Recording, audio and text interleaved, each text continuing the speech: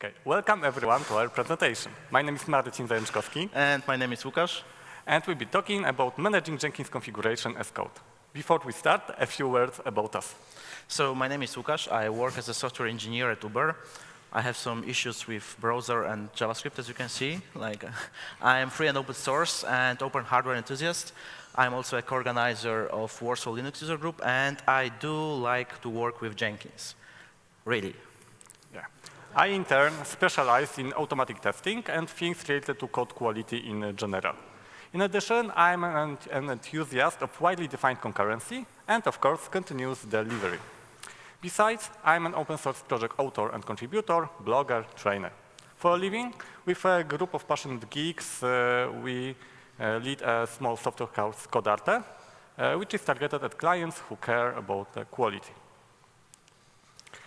During the presentation, we'll bring up a topic of issues related to manual Jenkins maintenance, and we'll show the way how Job DSL and infrastructure tools can help us cope with that. There will be a short continuous delivery case study with Jenkins 1, and after that, we'll show how Jenkins 2 turned the tables with the pipeline plugin and the Blue Ocean project. As a cherry on top, we will conduct a cross-sectional live demo. OK, so let's start with manual Jenkins maintenance. How many of you use Jenkins every day and have to click the jobs manually? Most of us. Yeah. OK. So as you know, probably, it's really hard to maintain Jenkins manually. Configuration via UI is really that does not scale if you have many jobs. It's really slow, it's error prone, and it's really, really boring. After 10th job, I would kill myself if I had to change SCM URL in multiple jobs. And it's really, really problematic when we have a dozen of jobs and multiple plugins installed. And it's even mission impossible when we do continuous delivery for several microservices which are deployed in multiple countries for multiple products and using deployment pipeline which has several steps each. So how can we deal with it? Of course, we have to automate everything. And the first part of our presentation is about Jenkins Job DSL. Yes, it's a tool which allows to write configuration in code, and it consists of two parts. The configuration part, where we write configuration, and the second part, the plugin, which transfers that configuration into real Jenkins jobs. Let's start with the configuration part. And it's the Groovy-based DSL, in which we can define elements such as jobs, views, dashboards. And the nice thing is that it can be developed outside of running Jenkins instance. It's very important because we are no longer bound to browser window with a short text area when we try to write Groovy code without any assist. Instead of that, we can take the Groovy code, import it into our favorite IDE, and have auto-completion, type check, automatic testing. What is important, there is still Groovy under the hood, so we can use all Groovy magic, which is needed to implement a given case. Let's now take a look at the simple example of a job definition. Let's imagine that we want to publish Devoxx website. To do that, we can create a job. The source code is kept on GitHub, and that job will check for every 15 minutes if there are any changes available in the code repository. If yes, the mentioned steps are executed. Here we have shell script, Gradle task, but it can be Maven, SBT, or even Perl. Maybe any questions so far? If not, as I already mentioned, Job DSL can take an advantage of Groovy. And here, let's imagine that we would like to build a mobile application for DevOps. And Devoxx application is produced in multiple variants for Android and some other manufacturer. So we would like to, those versions are kept in separate branches. So we can use API of GitHub to fetch those branches. Later, we can parse received JSON with a JSON slurper, which is available in Groovy, to get a list of branches, production branches. For every every branch, we can create a separate project. And the code is similar to the one we seen before. Now let's jump straight to Job DSL features.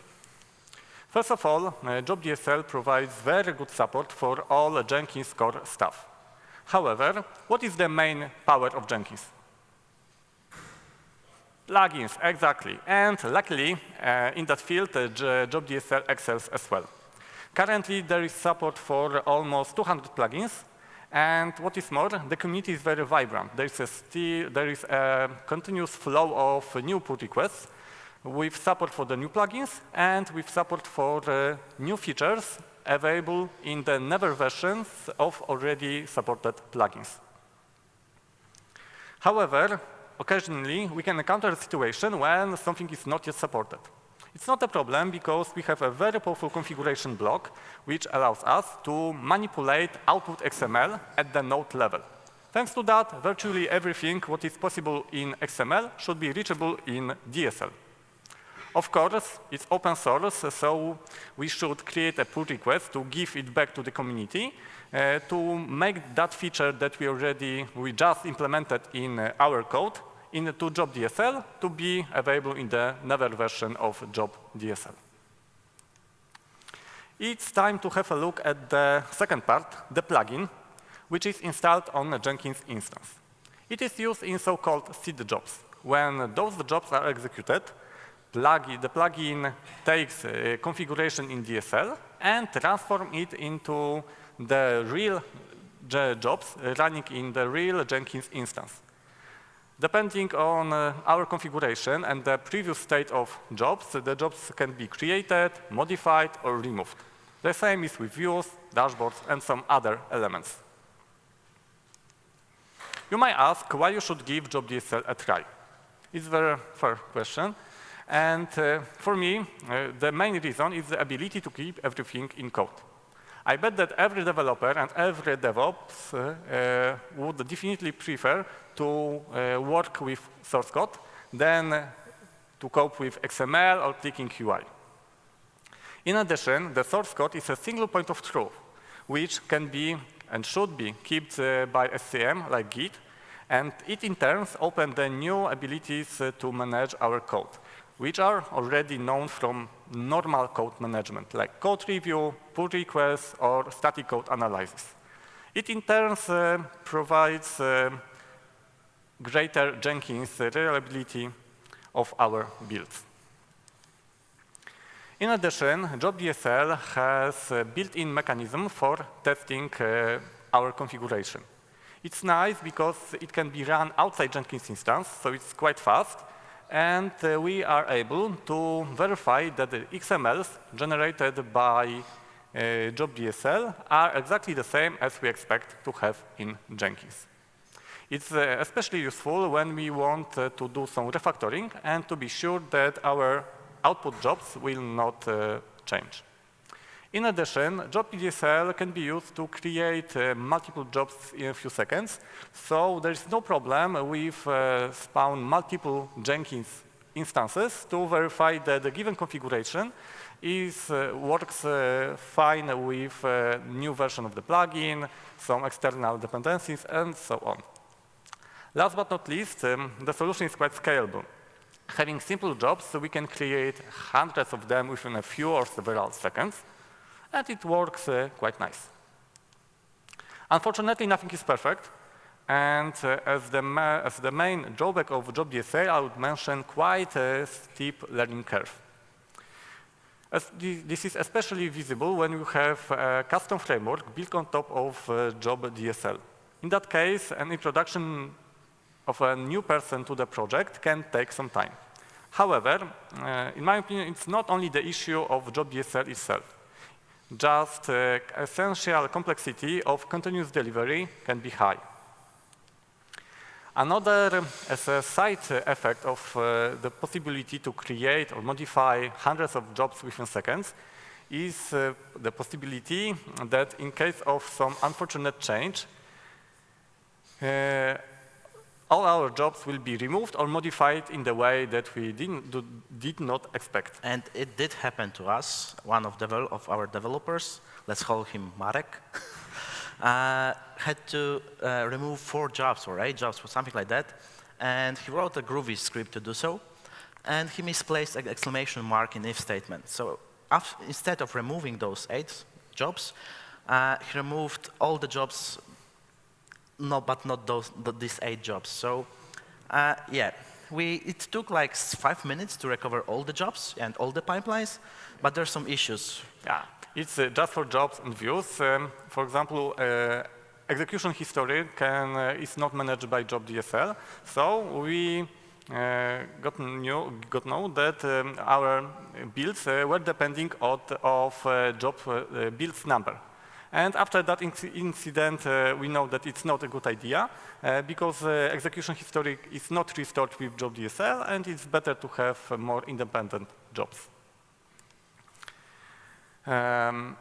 It's also worth to remember that Job DSL was not designed to support, to manage more global Jenkins things like credentials, plugins, or slave provisioning. To do that, we need more low-level stuff. And it's the place when the configuration tools enter the game. So when dealing with large Jenkins installation and delivery pipelines, we have to deal with multiple infrastructure challenges, like we have to install and configure Jenkins master, we have to install and configure all the dependencies like compilers, Maven installation, Gradle installation if you need those. Multiple versions of JDK has to be installed and configured. We have to install all the plugins and configure all the plugins. We have to create and connect new slaves. We have to configure authentication, authorization. We have to create credentials, configure logging, etc., etc. It's a lot of stuff to do.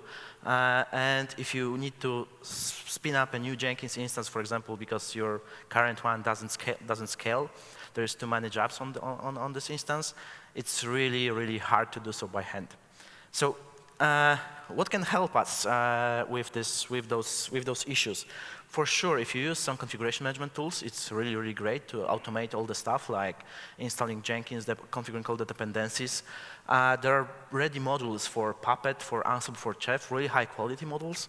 I don't know, I haven't used Salt for setting up Jenkins, but if you do use Salt, probably there is some kind of grains for managing Jenkins. If you need to do something in Jenkins core, like configuration changes, you can use Groovy via Groovy console, or simply you can set up post-init scripts in Groovy. So basically, after Jenkins boot, it will read all the Groovy files from Jenkins home Groovy init d or Groovy init and execute the Groovy scripts on Jenkins instance. Also, there's a Jenkins CLI and Jenkins API, and there is a new plugin called System Config DSL plugin. It was made by Koszuke some time ago. It's in early alpha stage. There's a tracking issue in Jenkins Jira. But this plugin aims to be like the Job DSL is for jobs. It will be the DSL for Jenkins configuration. So basically, you will write all configuration of your Jenkins instance in DSL, like Job DSL. It's pretty awesome. We will see how it goes. The worth mentioning stuff is also slave management. It's also really hard. For example, if you want to scale your Jenkins slave automatically, for example, disable all slave during the weekends to save costs on your EC2 bill, or to scale automatically when you need to build new versions of you are deploying a lot of microservices, for example. So doing it automatically also will help you.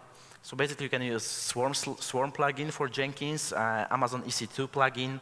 Of course, we are mentioning Docker plugin, or simply SSH plugin, but automated with, for example, with Groovy script in Groovy console. Okay, so let's jump to this continuous delivery case study we had in our previous company, the company. I'm pretty sure that everybody knows what is continuous delivery, right? And you use it every day, right? Right? Right. Okay, so just to be sure that we are on the same page, so continuous delivery, we can say that it's like clearly defined way how we transform a source code into a project which is deployed into production. So basically, you can think of this as a set of steps arranged into pipelines. So basically, that's the name pipeline. And it should be a unified way for deployment and building various projects in the company. And what about Jenkins 1.x? Do you use continuous delivery on Jenkins 1? Anybody? Okay, so it's not a first-class citizen in Jenkins 1.x. It's just a bunch of jobs which are triggering each other, and we have also a bunch of plugins like the pipeline plugin, build flow plugin, build pipeline plugin to emulate like pipelines and to visualize those jobs. It's not easy to set up. If you ever try to set up it by hand, you know it's really, really hard. And if you set it up, and if you want to change something in this pipeline, you're gonna have a bad day. It's really hard to maintain. Trust me. So what we did in the company, so we created a custom continuous delivery framework, which is built on top of Jenkins Job DSL. It aimed to be one standardized way for continuous delivery, and it is reused in all the projects in the company. So what we did there, we used Ansible for configuration management, like Jenkins installation, slave management, plugin installation, JDK configuration, everything, and Rundeck for deployment. And behind the scene, Rundeck was using Ansible to deploy our application. So for everything, we use Ansible. And everything is open sourced. So you can go to GitHub, and there's two projects. Jenkins Pipeline DSL is a core library, and there's also sample Jenkins microservice pipeline project, which is a sample pipeline using this project. Yes? Which organizations? We will share the presentation, and you can click the links. I will not say it. Okay, so what about Jenkins 2.x? So pipelines are built into the fabric of Jenkins 2.x. There is a plugin called Pipeline plugin. You could have heard about this. It was called Workflow plugin before. It was renamed to Pipeline plugin.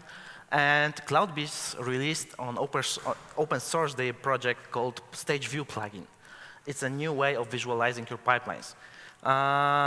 Also, they implemented pretty neat feature. You can have your pipeline configuration stored with your code in your repository. So basically, you tell Jenkins that you should take my pipeline definitions from this file in this repository, and it will be created for you and updated every time you change it in the repository. So this is great. And about pipeline plugin, here is the simple definition of simple pipeline, which check out some code from Devoxx website and run Gradle plugin to publish the website. So basically, as you can see, it's really simple to do a pipeline. It's a two-step pipeline, and that's all. It's a pipeline definition. You can put it in the Jenkins file, in the repository, Devoxx website Git, and it will be automatically created for you. And what's more about Jenkins 2.x? I know that there is a lot of people saying that Jenkins UI is from the 90s. So developers put a lot of effort into improving usability and readability of Jenkins. So for example, in Jenkins 2.x, you have new getting started experience. When you first start your Jenkins instance, you get a wizard which will allow you to configure your plugins, your users, and stuff like that. There's a new configuration page. There is no more like 1,000 buttons which you click and it will like unroll another 1,000 buttons. It's all grouped. It really looks really nice. Also, they redesigned create item page. It's more readable and more. I like this page. And there's also something called Project Blue Ocean. They also started this project to improve also visualization of delivery pipelines. I will show you how this looks, and it's really great. It's kind of Travis-like design, but it looks really great. But we don't care mostly about UI on this talk, so it is fully backward compatible with previous version of Jenkins, except it requires Servlet 3.1, and if you use reverse proxy on your Jenkins instance, remember that you have to use HTTP there. Okay, Marcin? Yeah. You might ask how Job DSL finds itself in Jenkins 2 world, and fortunately, the answer is that quite nice, because it usually works out of the box. Jobs are generated the same as in Jenkins 1, and there is no visible problems. What is important, finally, we have access to Groovy, to modern Groovy version in production code. So we can use traits, static compilation, and much more nice stuff which was developed since Groovy 1.8. Before that, we were forced to use Groovy 1.8 in production code because it was a version bundled into Jenkins 1, and the task transformation in Jenkins plugin uses that version. Groovy 2 was possible only to use in tests in Job DSL. You might ask, what is the situation? How Job DSL can be compared to a Pipeline plugin? And in my opinion, the state of Job DSL currently, there is no reason to worry about in the foreseeable future, because the project works with Jenkins 2, and the project will be live as long as the community is active, so as long as there are people who would like to use it. In the case you would like to compare Job DSL and the Pipeline plugin, as the main point, the strong points of Job DSL, I would mention much wider support for plugins. The plugin currently there are still problems with some plugins and the Pipeline plugin compatibility, like Stash Notifier, SonarQube. However, Pipeline plugin catches up, or on the other hand, authors of the plugin would like to be compatible with the Pipeline plugin to be able to use the plugins as build steps. For me, as a guy who really like to have code automatically tested, very important is the testability in Job DSL outside Jenkins instance. As far as I know, it is not currently possible to do something like that with the Pipeline plugin. What is more, Job DSL is not only for pipelines. You can do any job, any view in the Job DSL, and the project has been on the market for 4 or 5 years, so it's quite major. You can even create pipeline jobs using Job DSL. Yes, so they can be mixed together. On the other hand, the Pipeline plugin is a flagship component of Jenkins 2. And in addition to the support of the community, it is supported directly by CloudBees, the company behind the Jenkins. So it can be developed, it is developed very strongly currently. In addition, that plugin has been designed with continuous delivery in mind. So we have very nice pipeline as code. We have eye-catchy visualization. And for example, the pipelines are durable, so they can be reused after the Jenkins instance. It's hard to argue that the project is trading, and there is more and more popular. So probably it's something that you would like to follow to be able to be up to date with the progress of that project. Okay, so I will show you some demo with Jenkins. Have you been to the previous talk of Marcin? Nobody? Okay. We're gonna use Brewery. We're gonna create a delivery pipeline plugins for Brewery. Okay. We are waiting. Oh, yes. We are waiting still. We are there. Okay, so here we have our Jenkins. We have to reload this.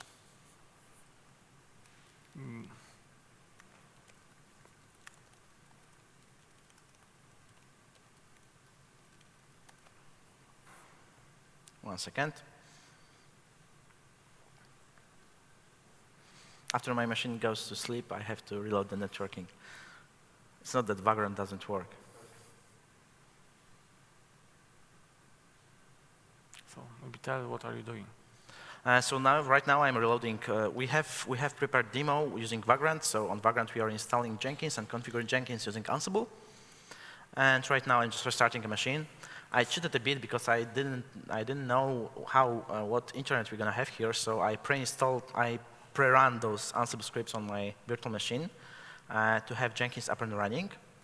So as you can see, because we have like better resolution here. So we have empty Jenkins. It's configured. We have plugin installed by Ansible. And now if we want to create all the jobs, we can provision the server with Ansible. So now we are setting up like JDK. It was installed previously just to save your time. And stuff like that. Jenkins will be installed soon. Plugins. Yeah. Setting permissions. Still empty.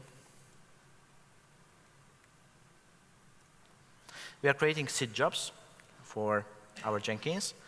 And as you can see, we have 2 jobs. So Ansible created for us seed job, which configuration looks like that. It's a job which under the hood uses Jenkins DSL plugin part. As you can see, we are using Jenkins 2.0, so we have like pretty nice looking configuration page with tabs and stuff like that. So what is in configuration? We are specifying Git repository with Jenkins pipeline definition. It's on GitHub, so you can go and check it out. And we are running tests on this code, building, we are not, sorry, but we would run tests on this code, sorry. And we are processing microservice pipeline Groovy DSL job. So when we run this job,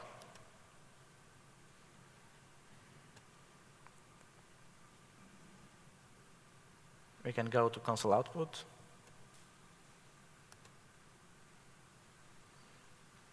As you can see, we are building our Gradle project because we stored this Jenkins DSL configuration as its normal Gradle project. You can open your favorite IDE and import the Gradle project into it. So you have like everything, like code completion, type checking, everything. So as you can see, it generated jobs for us, yeah. And when we go to Jenkins, we can see a lot of jobs created. You see, it's all the jobs which are used for deploying brewery. If you want your own brewery, you can use this code to deploy it. So if we go to delivery pipeline, you can see that we have delivery pipeline for agregator, butelkator, dojrzewator, and prezentator. So if you go to here, you can start a pipeline. Yeah, and we have pipelines. With 1 click, 2 clicks, we have full pipeline created, and we can use it out of right now, right? There is no manual configuration, no burden of manual clicking and configuring, stuff like that. So also I created for you a job with pipeline definition in Jenkins 2.0 using pipeline plugin. Here is it. So if you go here into configuration, we are using Jenkins file, pipeline definition stored in SCM. So we can go to this URL. We have Jenkins file in this repository, which consists multiple stages like dev, QA, production, and deployment. So this is really simple script for pipeline definition. It's much easier to define this pipeline in pipeline plugin than in Jenkins Job DSL, because in Jenkins Job DSL, you have to create multiple jobs which triggers each other, and it's really complicated sometimes, especially when you have, for example, 60 steps in your pipeline, which is possible. OK, getting back to our Jenkins. And there's nothing else in this job configuration. And when we run this job,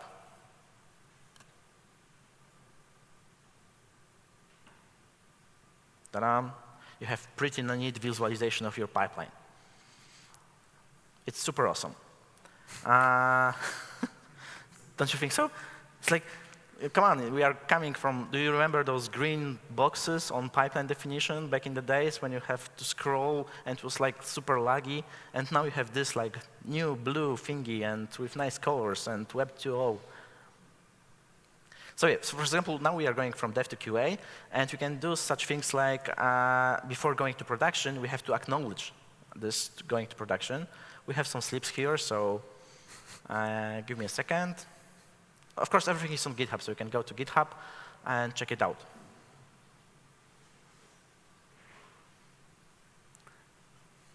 There is a new pop-up to see logs, so we can we can check see the logs here for given stage. Yeah. It's really nice. You can check SCM, but it doesn't close. They are working on it. Come on. OK, so now we are going to staging. And as you can see, my job is post. So does staging look good? Yes. So proceed with pipeline and deployment to prod. And we are on production with pretty neat visualization. OK, so any questions so far for that? Yes?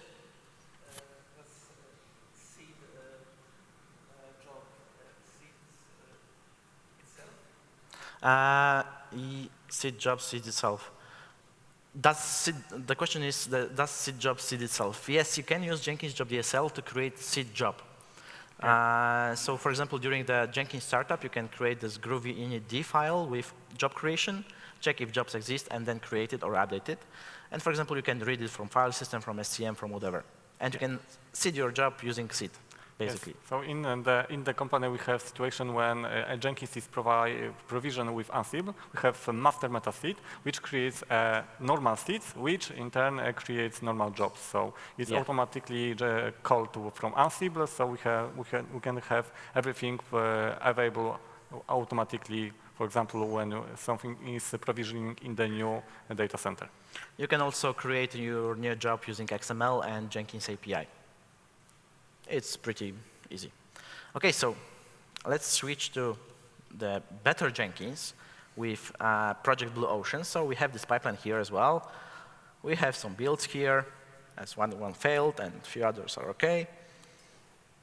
And let's switch to new visualization. Oh, yeah. This is Jenkins 2.0 Project Blue Ocean. When you go to pipeline, you have your all pipeline builds. And for example, we can go to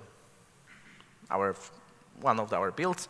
And as you can see, we have a dev stage, Q8 stage, which is executed in parallel, staging and production. You can put it on your screen in your office, and everybody will say, oh. Any questions so far? This Blue Ocean project is still in development, so it's really hard to get it working. If you want to try it yourself, you can pull Docker image from Jenkins CI and play with it. It's really awesome for visualizing pipelines. OK, so let's do some live coding. Yes, I will show how job DSL job definitions can be developed. And for example, it's nice thing is that. Can you switch presentation mode? I can do that. Toggle presentation mode. OK. It's quite visible. And nice thing is that in case of having simple jobs, we can have. So Marcin has the Jenkins pipeline DSL from the slide I showed you. This is this open source project, and now he's showing how to test the stuff. Yes, we can have code completion. So we have information that given tags are available. It's a Groovy-based DSL with information what elements are available. And the nice thing is that it can be tested. So here we have an example of a test which verify then for a given project, every step in the pipeline has been created. So we expect a few steps to be created, some more to be optionally defined, and in case we run the test after some massive refactoring, we'll see if everything is still OK.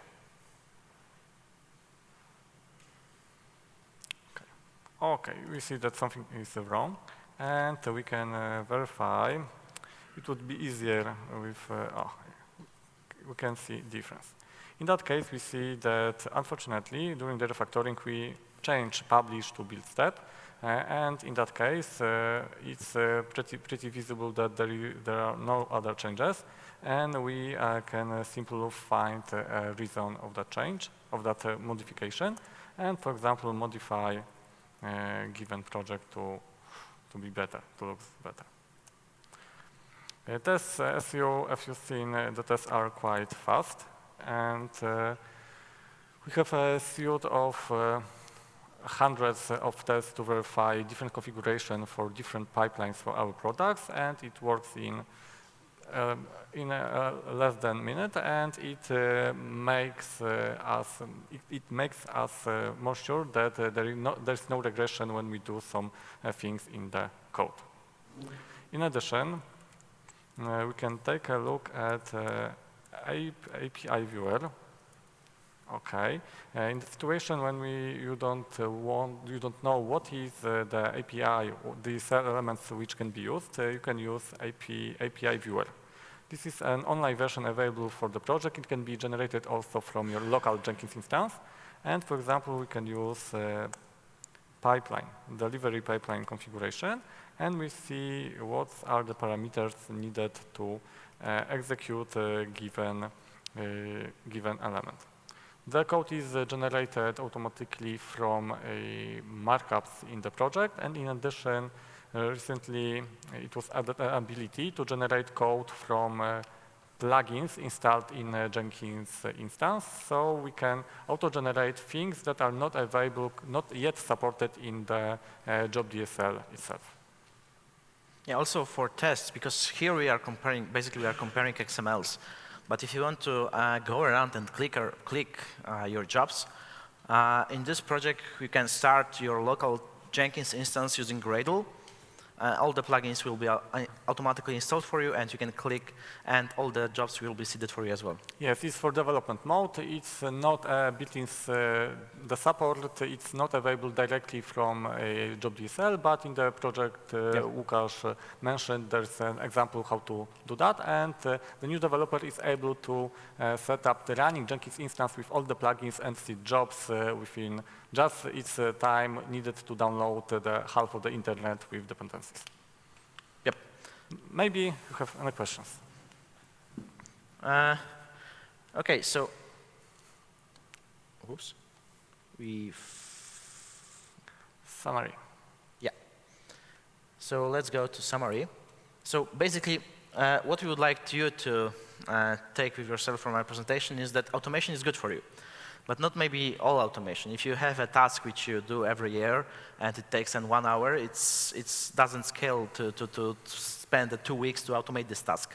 Basically, there's a new XKCD chart when to automate stuff. You can go out and check it out. So Jenkins Job DSL is great. Together with our other infrastructure tools, which we mentioned, is like the match made in heaven. Another thing is that delivery pipeline is finally a first-class citizen in Jenkins 2.x. So you can use those pipelines without installing thousands of plugins and creating thousands of jobs. And UI and visualizations are getting better and better. There is no more the interface from the 90s. So yeah, it's getting better and better. Any questions? Yes? Sorry. No questions? We stay here, so you can come and ask after the presentation. Yeah, thank you very much. Thank you.